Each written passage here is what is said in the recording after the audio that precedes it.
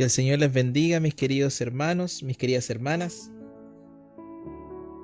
Vamos a dar comienzo al estudio que continuamos el día de hoy sobre el libro de Oseas.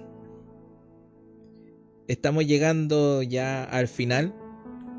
Es este y otro estudio, pero nos ha regalado una hermosa visión sobre el corazón de Dios. Hemos podido profundizar en detalle en cómo actúa Dios, en cómo obra su corazón. A lo largo nos ha mostrado distintas imágenes sobre un matrimonio y en cómo Él actúa independiente de la circunstancia. Hemos visto también un pueblo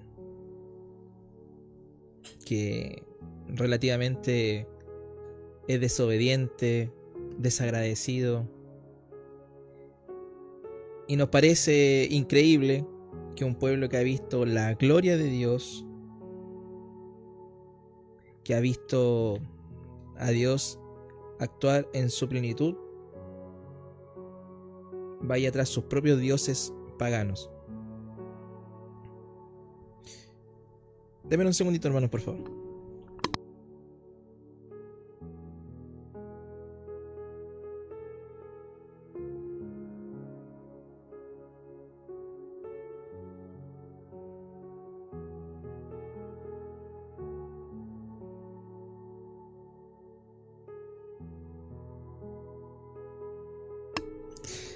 Ahora sí, se me está descargando el computador.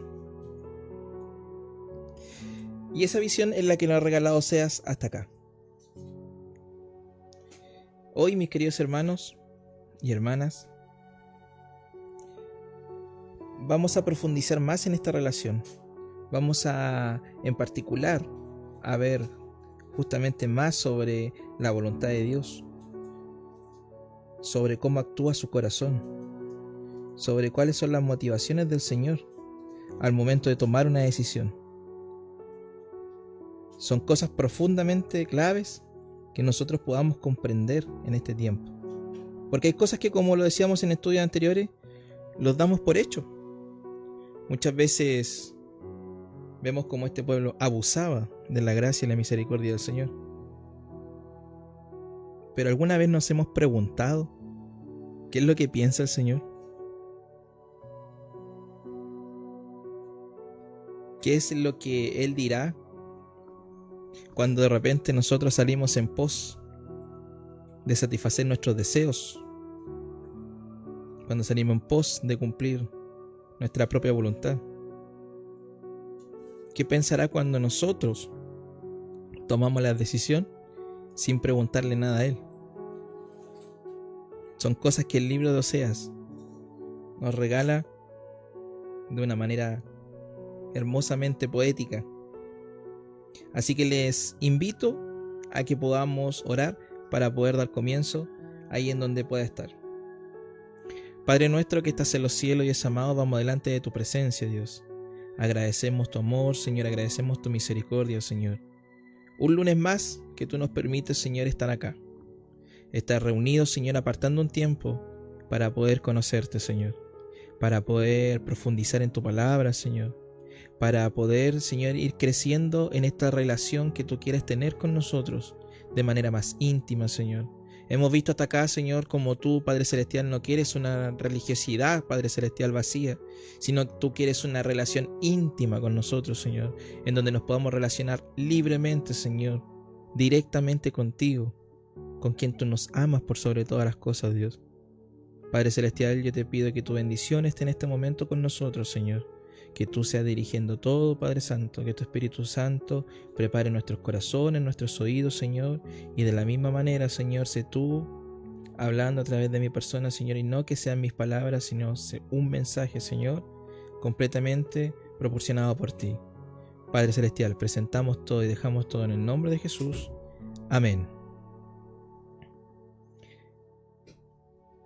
Mientras buscaba cómo poder hacer una introducción, no lograba cómo. Daba una vuelta hasta que llegaba a lo siguiente. Fíjese que esta es una historia. Es una historia que podríamos posicionarla que sucedió en Estados Unidos, debido a que ellos, por ejemplo, disponen de lo que les voy a comentar. Había un hombre que trabajaba como operador de un puente levadizo de trenes. Su trabajo era asegurarse de que el puente estuviera en posición cuando los trenes pasaran y levantarlo cuando los barcos necesitaban cruzar un río. Y fíjense que este hombre tenía un hijo pequeño y que amaba con todo el corazón. A menudo el niño lo acompañaba al trabajo y jugaba cerca de esta enorme estructura que era el puente. Un día, mientras el hombre estaba en la cabina de control, recibió una llamada urgente. Un tren venía a toda velocidad y él debía bajar el puente de manera inmediata. Se preparó para hacerlo, tomó su posición, ¿cierto? Pero en ese momento vio algo que lo hizo congelarse del terror. Su hijo había caído dentro de los engranajes, que era el mecanismo que movía el puente. Si bajaba el puente, salvaría a los pasajeros del tren, pero su hijo quedaría atrapado y no habría forma de rescatarlo. A todo esto, el tren ya venía a toda velocidad. Decenas de personas viajaban en su interior, riendo, conversando, sin saber el sacrificio que estaba a punto de hacerse por ellos. El hombre tenía que tomar una decisión. Con lágrimas en los ojos y un grito desgarrador en su alma, bajó la palanca. El puente descendió. El tren pasó de manera segura y su hijo quedó atrapado dentro del mecanismo y los motores que estaban ahí. Mientras el tren avanzaba, el padre miraba por la ventana y veía a la gente disfrutando del viaje, sin idea de lo que acababa de suceder. Ellos fueron salvados a costa de su hijo, pero ni siquiera se daban cuenta. Mis queridos hermanos, esta es una pequeña reflexión que nos lleva paralelamente a lo que Dios ha hecho por nosotros. El Padre que estaba a cargo de la cabina de control es Dios. Y Él tuvo que sacrificar a su único hijo, por nosotros. Quizás todos lo sabemos. A quienes hemos aceptado al Señor hemos crecido con este mensaje. Pero muchas veces, con el tiempo, este sacrificio en nosotros, en nuestra mente y en nuestro corazón, va perdiendo el real valor que tiene. Y Oseas, capítulo 11 y 12, que es lo que vamos a estudiar hoy, nos regala esta mirada de un Padre, Dios, que amó y cuidó de Israel. Pero ellos, como aquellos pasajeros del tren, no se dieron cuenta nunca del sacrificio que estaba haciendo Dios. Así que, mis hermanos, les invito a que puedan ir conmigo a Oseas 11. Ya, vamos a leer el versículo 1. Oseas 11, 1. Dice así, en el nombre del Señor. Desde que Israel era niño, yo lo amé. De Egipto llamé a mi hijo. Fíjense que ya este capítulo parte de una manera extraordinaria, porque Oseas nos transporta y nos saca desde la visión, ¿cierto?, que habíamos venido estudiando de un matrimonio, de un hombre que amaba a una mujer que era infiel, que incluso había tenido hijos de infidelidad, que se había ido detrás de sus amantes, que esta mujer pensaba, ¿cierto?, que sus amantes eran quienes les proveían lo necesario para vivir, sus recursos, le daban techo, diversión, y sin embargo nunca se dio cuenta que era el marido quien la seguía proveyendo de lo necesario para su vida. Esa mujer jamás imaginó que terminaría siendo su marido quien la rescataría, pagaría la mitad del precio de lo que valía un esclavo en aquel entonces para sacarla del mercado donde ella se encontraba. Y en un acto como si fuera una completa novela, el marido le dice: prometo serte fiel, amarte, cuidarte, protegerte, y simplemente te pido lo mismo a ti. Pareciera que esto simplemente pasa en la ficción, pero como lo veíamos, esto es algo que ha sucedido, mis queridos hermanos. Y cuando ya le damos la dimensión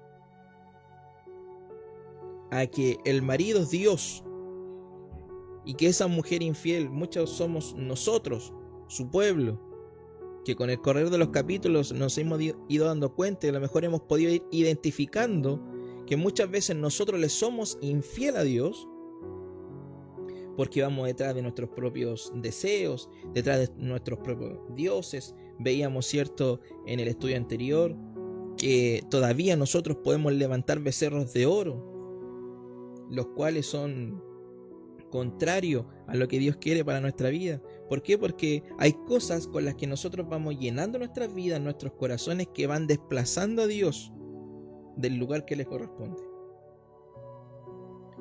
Y Oseas en este capítulo ya nos muestra a Dios como Padre.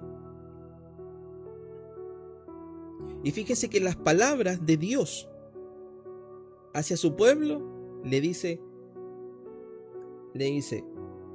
desde que Israel era un niño, yo lo amé. El amor del Señor por su pueblo es desde el inicio. El amor de Dios por los suyos no es por casualidad. El amor de Dios por las personas con las que Él trata, con las que Él le da salvación, con las cuales Él extiende su gracia, es desde siempre. Y ya desde inmediato podemos ver un tremendo principio bíblico, mis queridos hermanos, y es que Dios nos ama, y desde antes de nuestro nacimiento. Todo esto es desde el inicio de los tiempos.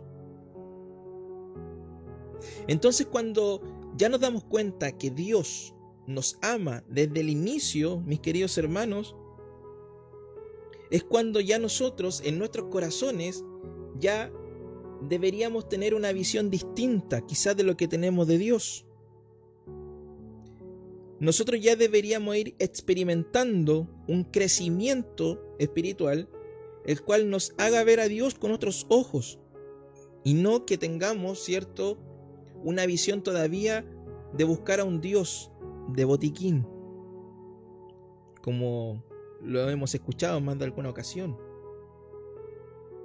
Dios nos llama a una relación íntima, que lo vimos en los capítulos anteriores. Entonces, desde que este pueblo estaba en Egipto, dice que Él lo amó. ¿Y cuál fue la respuesta del pueblo? Cuanto más lo llamaba, dice en el versículo 2, más se alejaban de mí. Sacrificaban a los Baales y quemaban incienso a los ídolos. El ser humano, por naturaleza, tiende a alejarse de Dios. Pero eso no es excusa para aquellos que hemos experimentado el amor de Dios.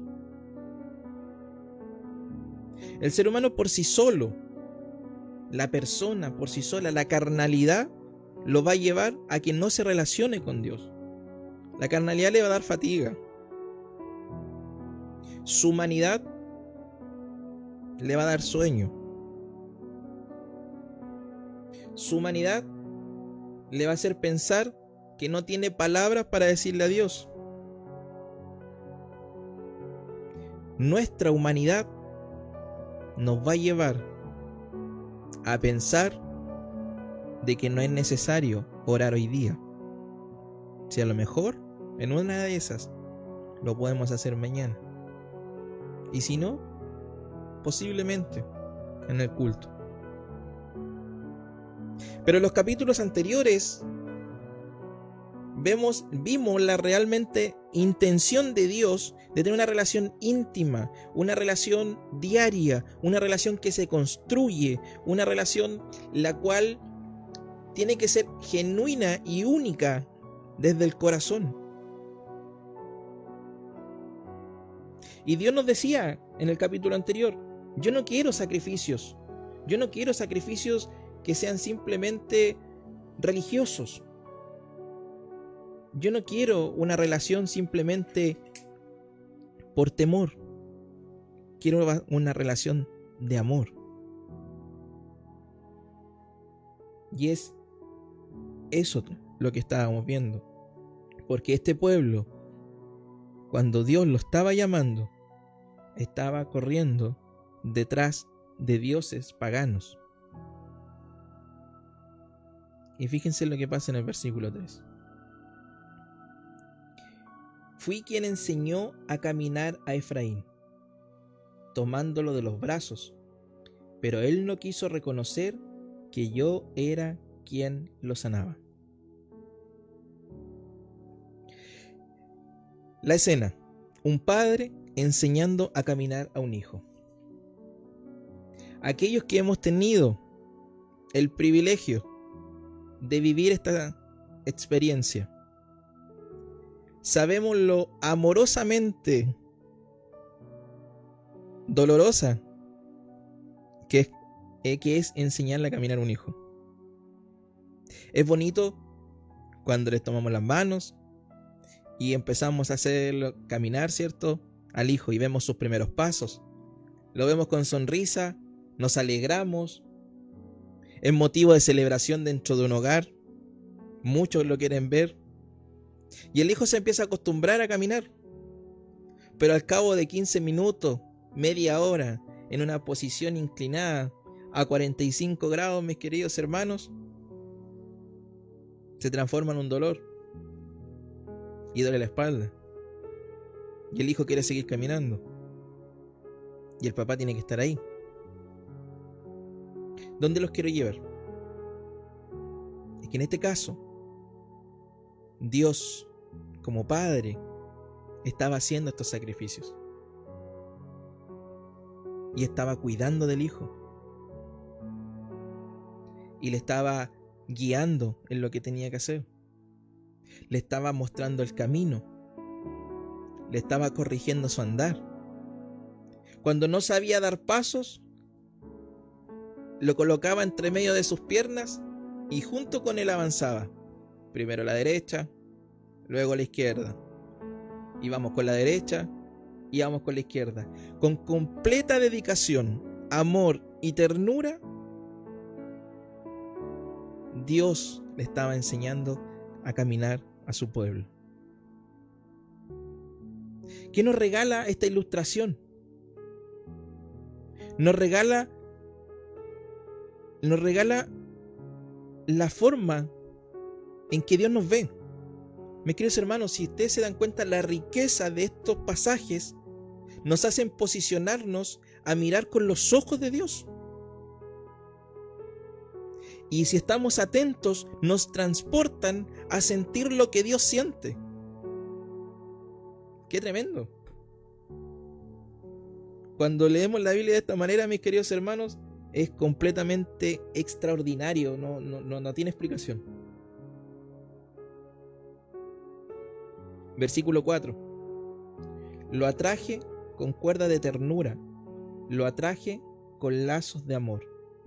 Le quité de la cerviz el yugo y con cariño me acerqué para alimentarlo. Mis queridos hermanos, este hijo comienza a dar pasos solitos, mientras el padre o la madre ven cómo el niño se tambalea. En los primeros pasos, el padre orgulloso ve como quizás el hijo empieza a perder el equilibrio y corre para agarrarlo, para que no se caiga y tenga un golpe. Después, el niño va agarrando expertise y ya sus pasos son más rápidos y quizás corre. Pero aún hay que estar ahí mirando, porque ya una vez que empieza a caminar, comienza a tomar su propia voluntad y a hacer de repente ciertas travesuras. ¿A quién no le ha pasado quizás que un hijo que ya está caminando y corriendo a esa edad, de repente toma algo por gracia que uno le dice que no, y la toma y se pone a correr, y uno tiene que correr detrás del niño o la niña? Toda esa experiencia es en la forma en que Dios estaba mirando a su pueblo. Lo veía con orgullo, con amor, con ternura.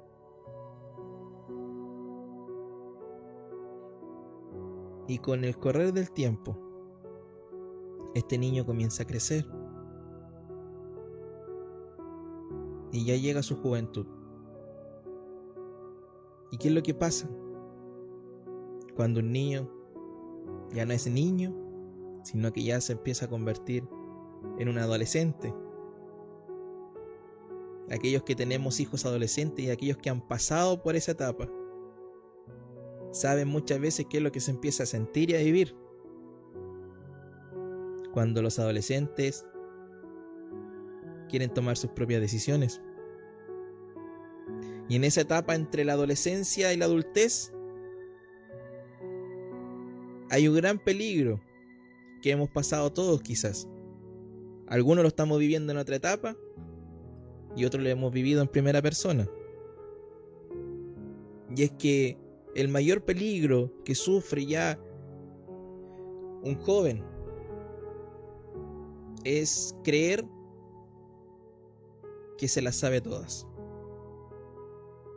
Y esto mismo fue lo que le pasó a este pueblo. Una vez que ya caminó, una vez que empezó a tomar su propio rumbo, empezó a tener esta actitud de querer ir detrás de sus propios deseos, de querer moverse a donde él va. Y algunos ejemplos, por ejemplo, mis queridos hermanos, fíjense. Hoy en día, un padre trabaja día y noche para darle lo mejor a su hijo, pero el hijo desprecia su esfuerzo, malgasta el dinero y se aleja de la casa. Un padre o una madre, como le decía, la figura estamos representando a los padres, cuida de su hijo enfermo, pasando noches en vela junto a su cama, pero el hijo crece y destruye su salud con vicios y malas decisiones. Un padre advierte del peligro de malas amistades y caminos peligrosos, pero el hijo ignora la advertencia y termina en problemas graves. Un padre se sacrifica por darle una educación a su hijo, pero el hijo decide no aprovecharla y se aleja del buen camino. Estos ejemplos nos muestran justamente qué es lo que estaba sucediendo con este pueblo, que desde niño Dios lo amó, que desde niño Dios lo cuidó, que desde niño Dios se había preocupado de proveerlo, de abastecerle, de cuidarle, de sanarle, de velar sus sueños, de alejarlo de los malvados, de mostrarle el camino, de decirle cuándo se estaba equivocando, de mostrarle cuáles eran sus malas amistades. Sin embargo, este niño que se fue creciendo, se hizo adolescente, luego joven, fue en pos de sus propias decisiones. Y al igual que este padre que veíamos en el ejemplo, con mucha tristeza y angustia y posiblemente lágrimas en los ojos, ve cómo este joven ya errante camina destruyendo su vida, metiéndose en negocios fraudulentos, yendo completamente a la destrucción de su vida. El Padre es Dios y este joven es el pueblo. Hoy nosotros, algunos, aún nos comportamos o fuimos en algún momento de esta manera, en pos de nuestros propios deseos y pasiones, sin importarnos lo que Dios ya ha hecho por nosotros. Nos parece insuficiente. Sin embargo, cuando lo vemos desde este punto de vista, nos damos cuenta de cuán grandes cosas ha hecho el Señor en nuestras vidas. Vamos a leer del versículo 5 al 7. Dice: No volverá a tierra de Egipto, y Asiria reinará sobre ellos, porque no quisieron volverse a mí.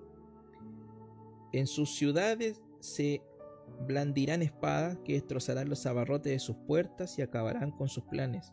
Mi pueblo está decidido a rebelarse contra mí, aunque me invocan como el Altísimo, no los exaltaré. Dios había sacado al pueblo desde Egipto y les dice: ustedes no volverán allá a ser esclavos. Eso no está en mis planes, no está en mi voluntad. Pero sin embargo, el pueblo completamente desorientado quería algunos volver, algunos volvieron a Egipto. El pueblo de Dios a este entonces ha hecho alianzas con Asiria, con Egipto.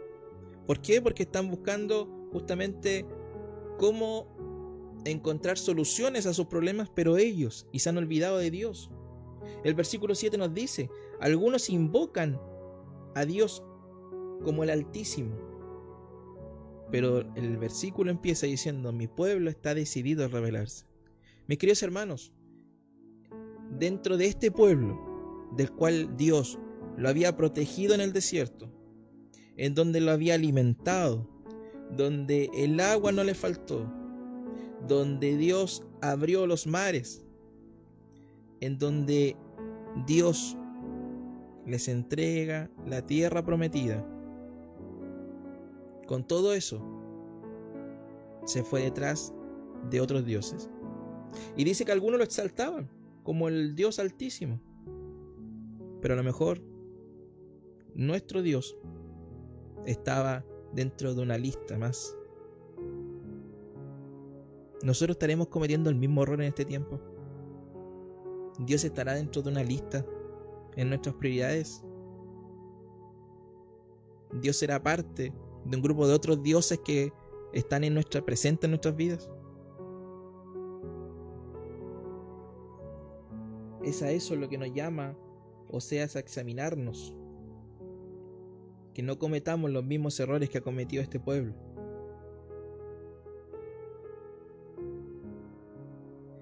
Y cuando Dios ocupa la expresión donde les dice que no volverán a la tierra de Egipto y Asiria reinará sobre ellos, mis queridos hermanos,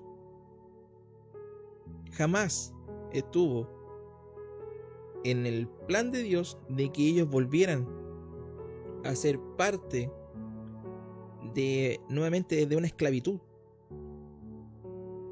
Aunque ya conocemos la historia, cómo podría seguir, y nos preguntamos, pero entonces, ¿qué sucede? Hemos visto que simplemente Dios muchas veces tiene que retraer su protección, tiene que permitir ciertas circunstancias para que nosotros podamos reaccionar. Porque no estaba en Dios el castigarlo simplemente por ira. No estaba en Dios el dar un golpe porque sí. Mis queridos hermanos, muchas veces nosotros como padres hemos tenido que a lo mejor aplicar algún correctivo de carácter físico quizás. Y aquellos que lo han hecho sabrán que no se hace con alevosía, no se hace por satisfacción o por gusto. Muchas veces nos duele más a nosotros lo que tenemos que hacer por el bienestar de nuestros hijos. Y es de la misma manera en la que Dios actúa. Porque fíjense lo que dice el versículo 8 y 9. ¿Cómo podría yo entregarte a Efraín? ¿Cómo podría abandonarte, Israel? ¿Cómo puedo entregarte como Adma? ¿Cómo puedo hacer contigo como Seboín? Dentro de mí el corazón me da vuelcos y se me conmueven las entrañas. Dios dice, ¿cómo te voy a abandonar? Mi queridos hermanos, la visión del corazón de Dios es tremenda. Ojalá me pueda estar siguiendo en la línea de este estudio. Porque a pesar de que Dios tiene el poder y Dios podría perfectamente sacarnos de la faz de la tierra en estos momentos, podría acabar con mi vida, pero a lo mejor no estoy a cuenta con Dios. Y en su compasión y en su amor aún me sigue permitiendo tener vida para poder estar a cuentas con Él, en una relación con Él, para que cuando Él venga, ya sea por todos o por mi vida, pueda partir a la eternidad a juntarme con Él. Y es eso lo que Dios estaba haciendo con este pueblo. Si bien Asiria realmente los invadiría y acabaría, ¿cierto?, con el pueblo, al remanente que buscara de Él, Dios lo cuidaría.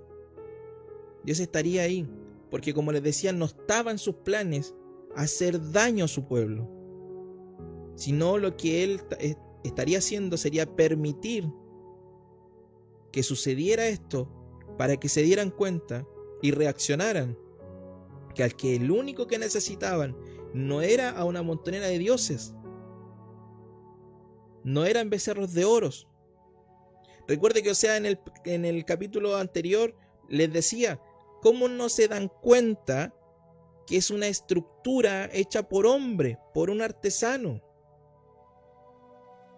O sea, estaba completamente impactado, no entendía cómo el pueblo no se daba cuenta que lo que iban a adorar no les iba a responder, no les iba a bendecir, no les iba a fortalecer, no iba a pasar nada en sus vidas.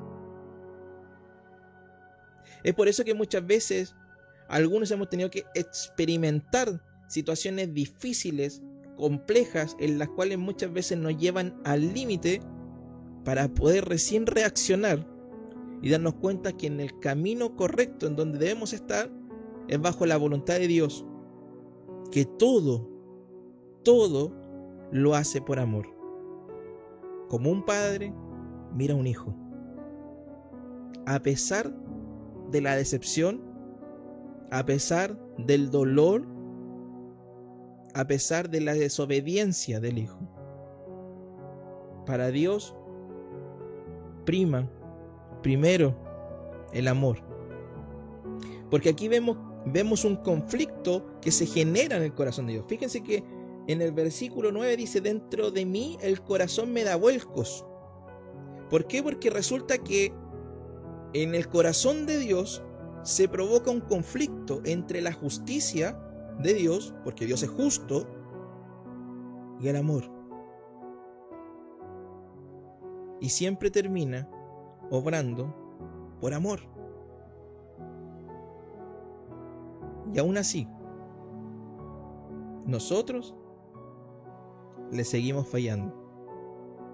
Seguimos yendo detrás de nuestros propios dioses. Dice así del versículo 9 en adelante: pero no daré rienda suelta a mi ira, ni volveré a destruir a Efraín. Porque yo soy Dios y no hombre. El santo está entre ustedes, y no iré contra sus ciudades. El Señor rugirá como león, y ellos lo seguirán. Cuando Él lance su rugido, sus hijos vendrán temblando de occidente. Vendrán desde Egipto, temblando como aves. Vendrán desde Asiria, temblando como palomas. Y yo los estableceré en sus casas, afirma el Señor. Hasta ahí. Dios le dice: vendrá un momento difícil, pero yo estaré con ustedes, como león. Y el símbolo del león, como lo sabemos, es el símbolo de el rey de la selva. Su rugido es imponente. Y es Él el que iba a estar con su pueblo. El Rey de Reyes y Señor de Señores. ¿Pero para quién? Para el remanente que le busque de corazón y se arrepienta de su mal actuar, que enderece su camino. Y ese es la misma invitación que Dios sigue haciendo en este tiempo, que para aquellos que enderecen su caminar, para aquellos que realmente saquen la venda de sus ojos y se den cuenta de que necesitan a Dios, Él le estará esperando. Y no solamente para amarlo, sino para defenderlo, sino justamente para pelear la batalla, para fortalecerle, para levantarle, para que cuando camine como aquel niño y se caiga, sea el Padre que lo levante, le sacuda el polvo y le diga: vamos. Será Él el que estará ahí para que cuando el niño siente miedo, le dé la mano, para que se sienta seguro de seguir adelante. Ese es el Dios. Ese es nuestro Dios. Un Dios de amor. Mis queridos hermanos, es hermoso. Hermoso este pasaje que nos regala Oseas. Pero no lo miremos de tan lejos, como les decía la vez anterior. Llevemos esto a nuestras vidas. ¿Cuál es nuestra actitud con nuestro Padre?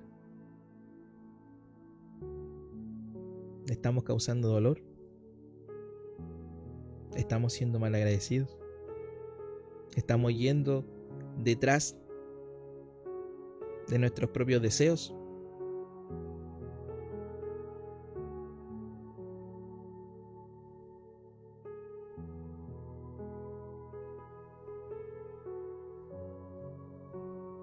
Avanzamos desde el versículo 12 al capítulo 12.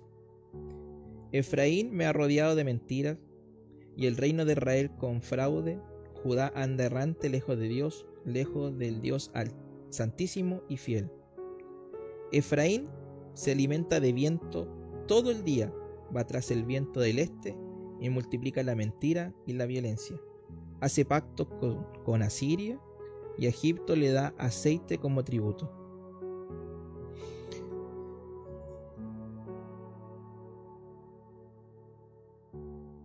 Efraín se alimenta de viento. Esta afirmación, mis queridos hermanos y hermanas, nos muestra cómo un pueblo estaba buscando su sustento, estaba buscando su firmeza, estaba buscando sus cánones en nada. Esta imagen nos muestra, ¿cierto?, y nos grafica que se estaban afirmando en nada. Los dioses a los que le adoraban no son nada. y en ellos no había nada. El pueblo sufriría las consecuencias de rechazar el conocimiento de Dios y la relación de Dios. Vimos hasta acá que los líderes, los sacerdotes, quienes eran responsables de enseñar la palabra, no la enseñaban. Y el pueblo iba caminando derecho a la perdición.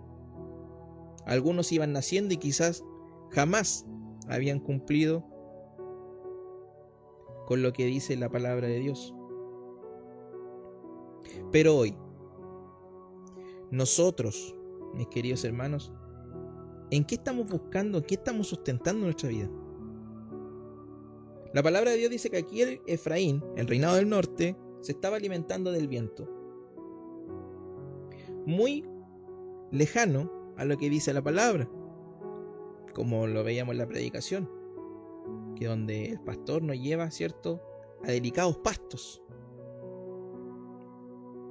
Acá el pueblo estaba yendo a nada. Hoy, muchas personas están llenando sus vidas con nada. Un gran peligro que podemos tener hoy día, por ejemplo, que lo tengo anotado aquí, es perseguir el viento de las redes sociales. Usted me preguntaría por qué. Porque fíjese que hoy día el mundo busca validación en las redes sociales, por ejemplo. Publican fotos cuidadosamente editadas, esperando que alguien le dé un me gusta o haga comentarios a favor, que lo hagan sentir valorado a la persona que lo está haciendo. Quizás cada notificación le da un breve momento de satisfacción a la persona, pero después de eso siente que necesita más. Entonces empieza a compararse con otras vidas que aparecen, por ejemplo, en las redes sociales, algunas vidas perfectas de que publican algunas personas, otros cuerpos ideales, éxitos aparentes. Pero la insatisfacción en la persona que está buscando eso empieza a crecer. Publica más, trata de encajar en este mundo de las redes sociales, sin embargo, sin sentido, porque al final esta persona se siente solo, vacío y sin propósito. Nosotros, como les decía, ¿de qué estamos alimentando nuestra vida? ¿Estamos buscando a Dios, la única fuente verdadera de plenitud? ¿Estamos alimentándonos de los delicados pastos que tiene Dios para nosotros? ¿O realmente estamos sustentando nuestra vida y alimentándonos del viento, como este pueblo? No solamente pasaba esto con el pueblo y que puede pasar hoy en nuestras vidas, sino que además este pueblo, como les había comentado hace un rato, hace pactos con Asiria, con Egipto, en donde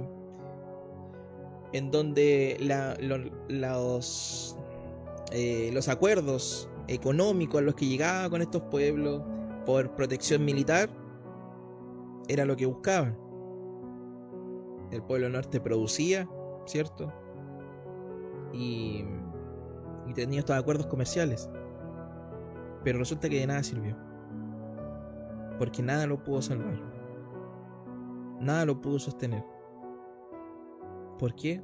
Porque el pueblo se encontraba buscando su sustento, su cuidado, su protección, su bienestar, su salvación física en hombres muy lejanos a lo que Dios les había dicho. Continuamos leyendo desde el 12 en adelante. El Señor tiene un pleito contra Judá, le hará pagar a Jacob todo lo que ha hecho, le dará lo que merecen sus obras. Ya en el seno materno suplantó a su hermano, cuando se hizo hombre luchó con Dios, luchó con el ángel y lo venció, lloró y le rogó que lo favoreciera. Se lo encontró en Betel y allí habló con él. Habló con el Señor, Dios de los ejércitos, cuyo nombre es el Señor. Pero tú debes volverte a tu Dios, practicar el amor y la justicia y esperar siempre en Él.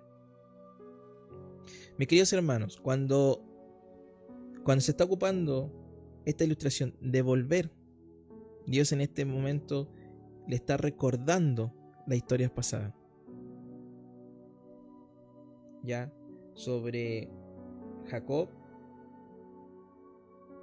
y Esaú. Y ahí vemos un conflicto, ¿cierto? Donde Jacob siempre intentó obtener el lugar que a lo mejor no le correspondía. Y ahí ya desde ya podemos interpretar y podemos ver dentro del contexto de este estudio que el hombre siempre ha estado en ese conflicto. En un conflicto de obtener cosas, de obtener una respuesta de Dios, a lo mejor fuera de los tiempos de Dios o fuera de cómo Dios lo va a hacer. Versículo 7 en adelante. Canaán usa balanzas fraudulentas, pues le gusta explotar a los demás. Efraín dice con jactancia: ¿cómo me he enriquecido? He amasado una gran fortuna. En todas mis ganancias no encontrarán que haya pecado en algo. Yo soy el Señor tu Dios. Desde que estabas en Egipto, haré que vuelvas a vivir en tiendas de campaña como en los días de nuestras fiestas. Yo hablé a los profetas, hice que tuvieran muchas visiones y por medio de ellos les hablé en parábolas. ¿Es Galaad malvado? No hay duda de que no vale nada. En Gilgal sacrificaron toros, pero por eso sus altares quedarán reducidos a montones de piedra entre los surcos del campo.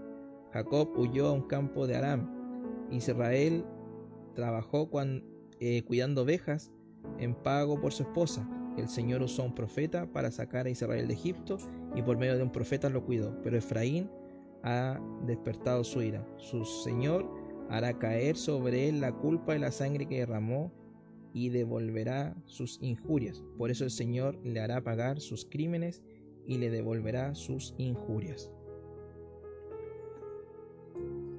En resumen de esta parte de la lectura, lo que Dios está resaltando del pueblo es que la injusticia estaba dentro de su pueblo. Y eso es un poco lo que tenemos que cuidarnos hoy día. Nuestras vidas, mis queridos hermanos, siempre lo digo, ¿están reflejando a Dios? Porque si hoy día lo consideramos, que somos un pueblo guiado por Dios, tenemos que reflejar al Señor. Y el pueblo de Dios no estaba reflejando a su Dios, estaba siendo injusto. Las riquezas estaban mal habidas, estaban mal repartidas, habían abusos. Los pobres seguían siendo más pobres, había injusticia social. Entonces Dios se ve en la obligación de tener que disciplinarlos y de tener que permitir que, por ejemplo, Asiria los destruyera. ¿Para quién? Para que el remanente que realmente se diera cuenta, viera y entendiera que necesitaban del Señor. Aquí hay un llamado, porque dice que los volverá a hacer vivir en tiendas, pero no en carpas donde se hacían las fiestas, sino en tiendas humildes de campamento, en las cuales estuvieran en el desierto.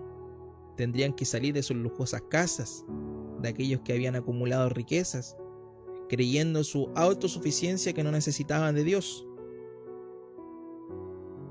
Y estos son los puntos en los que nosotros nos tenemos que cuidar. Nos tenemos que cuidar de no caer en falta de humildad, de no reconocer de que todo proviene de Dios y de que todo vuelve a Dios, de que si tenemos trabajos por Dios, y si podemos ir a trabajar es porque Dios nos da el privilegio de poder tener una buena salud para poder hacerlo. No seamos como este pueblo que ha experimentado el amor de Dios, los cuidados de Dios, la guía del Señor, las palabras correctas, el conocimiento necesario, pero que una vez creciendo nos vamos alejando completamente del Señor.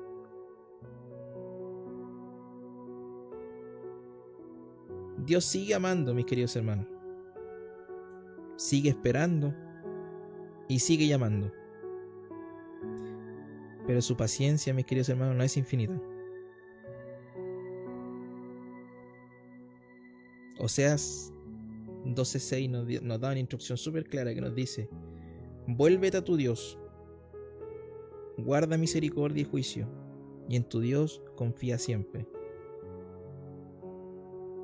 Mis queridos hermanos, reflexionemos sobre las veces que Dios nos ha llamado y nosotros hemos ignorado su voz.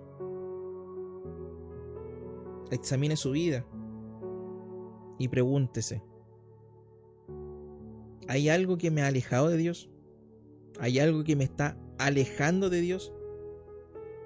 ¿Hay algo que posiblemente me podría alejar de Dios, que le estamos dando espacio en nuestras vidas?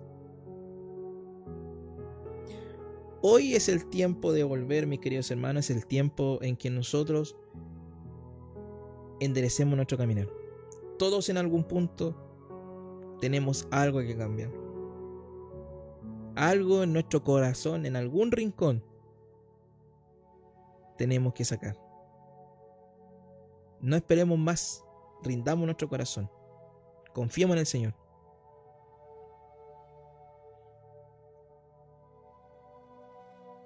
Dios ha sido nuestro refugio, nuestro protector, nos ha sostenido en los momentos más difíciles, mis queridos hermanos. Y nosotros, en este tiempo, ¿cómo hemos correspondido ese amor?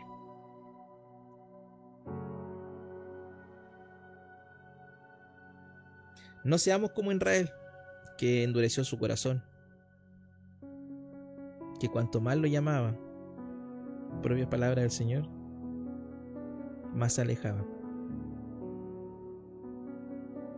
No esperemos a que Dios tenga que retraer su protección para recién tener que abrir nuestros ojos y reconocer de que le necesitamos más de lo que nosotros mismos creemos. Mis queridos hermanos, Dios está llamando. ¿Cómo responderá cada uno? La decisión es de cada uno. Les quiero dejar estas preguntas. Hasta aquí ha llegado el estudio. Vamos a orar para poder entregar este momento que nos ha regalado el Señor. Así que le invito a que me acompañe en oración donde se encuentre. Padre nuestro que estás en los cielos, Dios amado, voy delante de tu presencia, Dios. Agradezco tu amor, Señor. Agradezco, Señor, que tú nos amas, Señor. Tu palabra hoy día nos mostraba una visión, Señor, de tu corazón, Padre Celestial. Nos llevaste a poder sentir lo que tú sientes, Señor. A poder imaginar en cómo tú nos ves. Perdónanos, Señor. Perdona nuestras faltas, Señor. Nuestros errores. Perdona, Señor, si hemos sido malagradecidos, Dios. Perdónanos, Señor, si no hemos sabido todavía comprender, entender y ver el amor que tú tienes para con nosotros. A través de Oseas, Señor, tú nos has regalado una fidelidad, Señor. Nos has regalado y nos has mostrado una fidelidad, Señor, que jamás encontraremos en este mundo, Dios. Padre Celestial, tu palabra decía que con cuerdas y lazos de amor nos llamas. Y de esa misma manera tú sigues llamando. Dios, yo te pido una bendición para cada uno de mis hermanos que está en este lugar, conectado en este momento, Señor. Y que tú y tu Espíritu Santo, Señor, nos sean recordando en cada instante este mensaje y estas palabras en los momentos que sea necesario. Dios, entregamos todo en tus manos en el nombre de Jesús. Amén.